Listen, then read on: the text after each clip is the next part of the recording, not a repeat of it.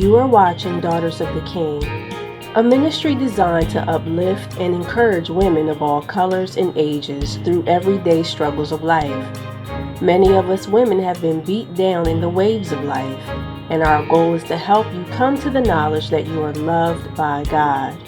It doesn't matter what walk of life you have come from. God is calling you forth to fulfill your destiny in Him. Stay tuned for tonight's message, starting now. Hey, welcome back to Daughters of the King. I'm Kathryn Gore. Thank you for joining us. We are on part 2 of our prayer type, and tonight we're going to talk about supplication prayer. Does any of you know what supplication means? Okay, supplication is a type of prayer that you lift up your needs to the Father. Now, supplication is the action of asking or begging for something earnestly or humbly. If you are earnest, it means that you are serious about something. How many of you have some serious needs right now? How many of you have some serious concerns that you are taking before the Father? All the time, right? Now, if you are humble, this means that you are modest and you are not filled with pride. You go before the Lord and not in an arrogant way. You come before Him in a very soft, respectable way. Now, Proverbs 11:2 says, when pride comes, then comes disgrace, but with humility comes wisdom. Now, it is wisdom that you approach God with humility and honor. Proverbs 22:4 says, humility is the fear of the Lord. Its wages are riches and honor and life. Having humility brings you blessings. This is what you gain from having humility. It brings you blessings, it brings you honor, and it keeps you to have a longer lasting life. Now, with the everyday issues of life, I really believe that we use this style prayer often. Now, David had many supplication prayers. This was David. I mean, you can read all throughout the book of Psalms, and you can really see that David cried out to the Lord on behalf of a need often. Now Psalms 5 says, listen to my words, Lord. Consider my lament. Hear my cry for help, my King and my God, for to you I pray. In the morning, Lord, you hear my voice.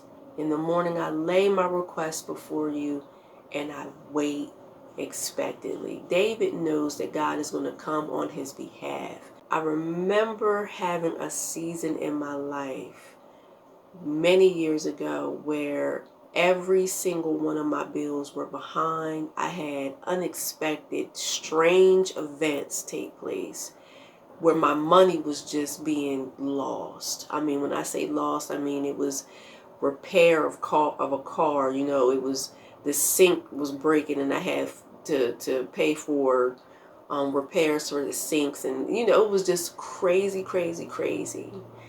And I remember thinking, God,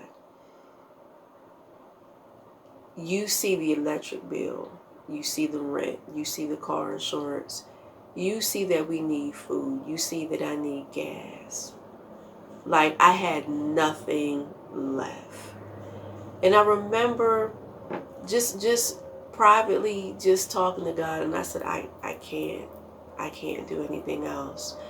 And I gave it to God. And when I gave it to God, I had a peace that came over me. I'm serious. This is the first time in my life at that point that I gave my all to God in regards to this one situation. And I said, it's impossible. It's impossible. Now, I left home when I was 19 years old, and I haven't been back home since, by the goodness of the Lord. And at that time, the thoughts came into my mind, and I'm going to have to take all 3 of my children and go back home. So when I had that thought, I knew that I was at the lowest place that I could ever be, because I told myself, I said, I'm never going back home. I'm going to stay, and I'm going to do the best that I can on my own. The peace came over on me. Within that week, I got a check in the mail for over $2,000, and that was a little bit over more than what I needed. And I said, God, unexpectedly. And I looked at this check and I said, is this real? And it's crazy because I prayed. I just was not expecting for that in that amount.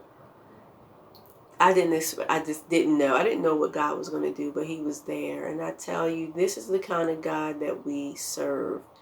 And it's been many more days since then where my finances has been out of whack. And every single time it feels as if the walls are about to cave in financially, I go right back to that testimony. And I said, God, I know that you are about to show up and show off, because this is exactly what you have done for me in the past. And he comes in, and that's exactly what he does. Sometimes it may not be money, but it may be that he just opened the door for favor where people understand, hey, I don't have the money right now, but I'm going to give it to you next week. I'm talking about bill collectors, you know.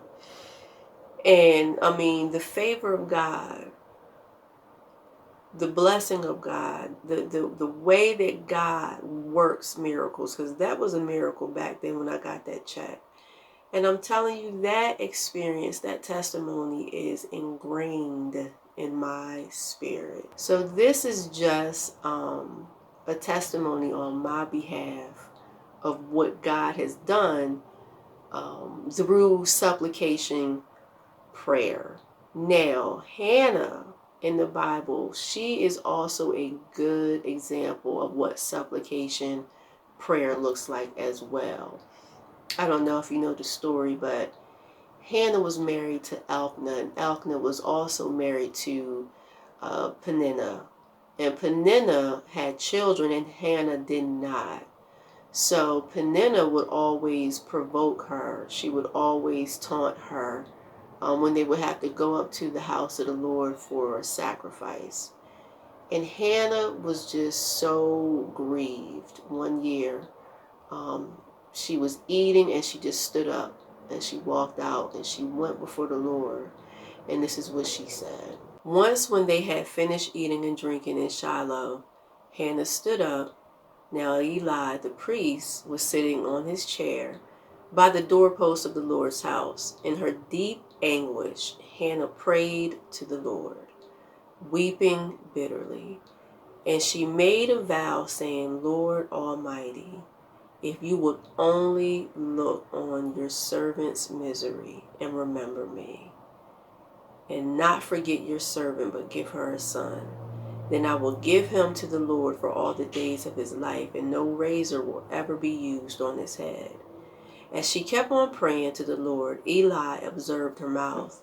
Hannah was praying in her heart, and her lips were moving, but her voice was not heard. Eli thought she was drunk and said to her, how long are you going to stay drunk? Put away your wine. Not so, my Lord, Hannah replied. I am a woman who is deeply troubled. I have not been drinking wine or beer. I was pouring out my soul to the Lord. Do not take your servant for a wicked woman. I have been praying here out of my great anguish and grief. Eli answered, go in peace, and may the God of Israel grant you what you have asked of him.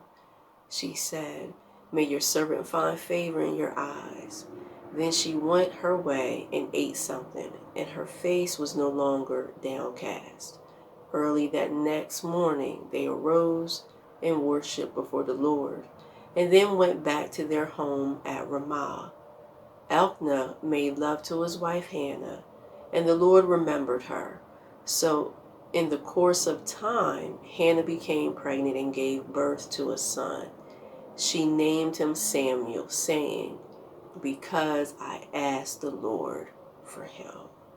The supplication prayer is serious, okay? You come to God in a humble way. And she said, "Oh Lord, please, remember your servant. Take her out of misery." This is something that I really believe we do on a regular basis, whether we understand that we're doing it or not. It's almost as if we are really at a point where we just know there's nothing that we can absolutely do. This is the type of prayer that comes out of your spirit, and you say, "Oh God," and you're serious. Help me. Help me to get through this. Now, there are many prayers that I had, not prayers, I'm sorry. There are many testimonies that I found online that I want to share a couple of them with you. Sorry. Just so you can understand as well that God is, He's just faithful. He's just faithful. So listen to this. This is called, I got this off of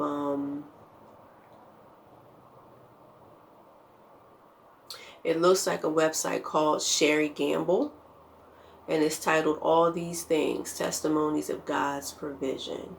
So this one particular testimony is called "Providing Shoes and Dental Work." Now I know this sounds funny, but this is the norm. Don't we need shoes? Don't we need our, dental work, hygiene, all that stuff? So listen to this. This person said, "There was a time when our daughters were little and they needed shoes badly. We had no money to buy shoes. We took our need to God."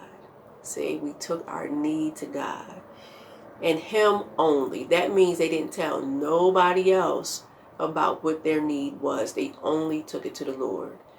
Now, check this out. Within a few days, there was a check in the mail with a note that said, "For the girls' shoes."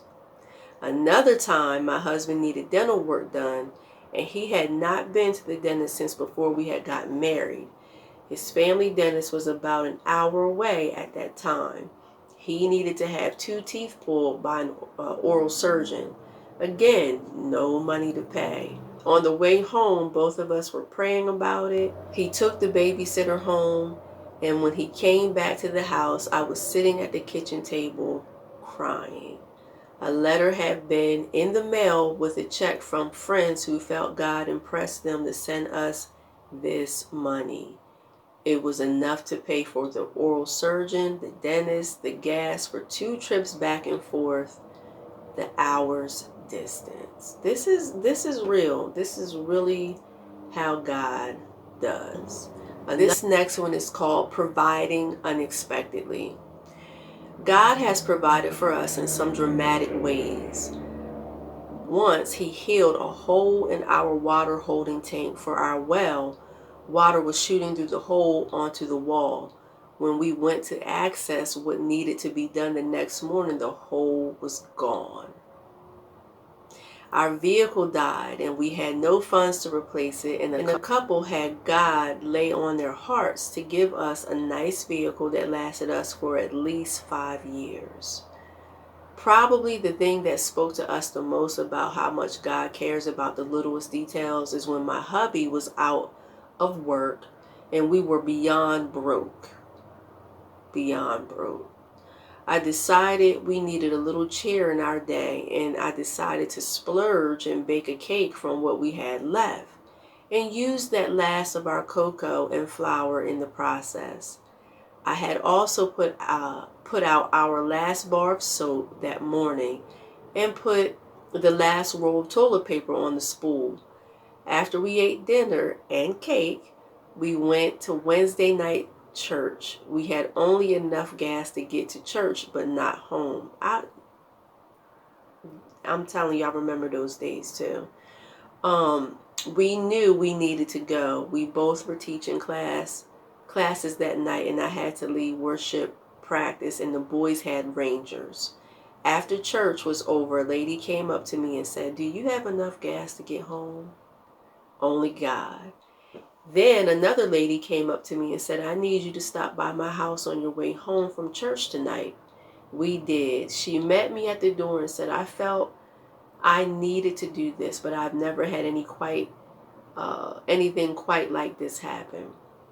God told me to get these things together for you, and it is just a weird collection. This is what the woman told this other lady. She's like, I never had any type of experience like this, like as far as gathering these specific things that God told me to gather. She said it was just a weird collection. So she carried, she gave her the bag. And the woman said, we carry several bags of groceries and miscellaneous items into our house and set them in the kitchen floor. And our boys began to help us unpack them. And our youngest said, Mom, God gave us a miracle. Yes, he did. And not only did he give us gas money to get home and groceries, but among those things in the bags were a container of cocoa flour, 2 bars of soap, and toilet paper. You can't tell this lady God doesn't care about every single detail of our lives, big and small. That is an awesome testimony. Lord, keep trusting God. Bring him your needs, because indeed he is a faithful God. Supplication prayer is a prayer type that you are lifting your needs up to the Father, and you're coming before him in a serious way and in a humble way for him to answer your prayer. This is tonight's prayer style. So be encouraged, because it is real. God is real. He does absolutely see every single need that you have. All you have to do is submit it to him. I'll see you next week. We have some more prayer types to go and cover, but come back because there is more. See you then. Thank you for watching Daughters of the King. We appreciate your support. You can reach me at www.dotking.org. That's www.dotking.org. You can subscribe or send a message through live chat, or you can send an email to Kathryn, Kathryn, at dotking.org. This ministry is designed to speak to your heart. Feel free to share your thoughts about the message or give insight on a topic that you would like for me to discuss. We are here for you.